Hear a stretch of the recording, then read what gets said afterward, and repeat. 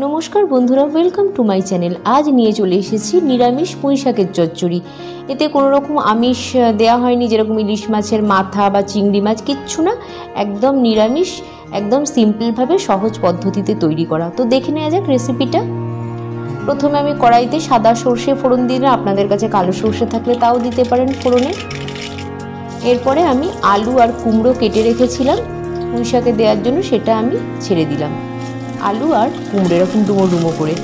एरपर एटाके लालचे करे भेजे निलाम, ताते दिए दिलाम लवण और हलुद सामान्य सामान्य करे स्वाद मतो।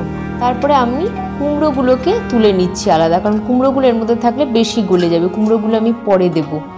আর আলু থাকলো, এরপরে আমি কাটা পুঁই শাক যেটা ধুয়ে রেখেছিলাম একদম সুন্দর করে, সেটা আমি ঢেলে দিলাম।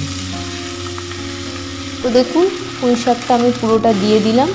এরপর আমি একটু নেড়ে চেড়ে দিয়ে দিলাম তাতে 4টে কাঁচা লঙ্কা, চেরা কাঁচা লঙ্কা।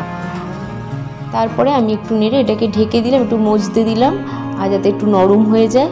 তারপর আমি মিনিট 5 পরে আবার এটাকে খুললাম, অল্প নরম হয়েছে, অনেকটা কমেও এসছে। এরপরে আমি পুঁই শাক অনুযায়ী দিয়ে দিলাম অল্প লবণ আর সামান্য হলুদ। তারপরে আর দিয়ে দিচ্ছি আমি এখানে স্বাদ মতো চিনি বা মিষ্টি।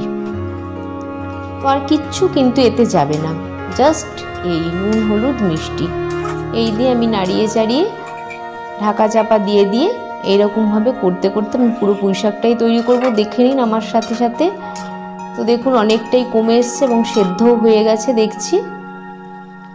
তো এরপরে আমি এটায় জল দিয়ে দিলাম।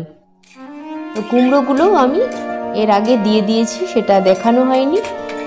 আর তারপরে একদম চাপা দিয়ে দিলাম আমি এটাকে স্ট্যান্ডিংয়ে। তো রেডি হয়ে গেল আমার নিরামিষ পুঁই শাকের চচ্চড়ি।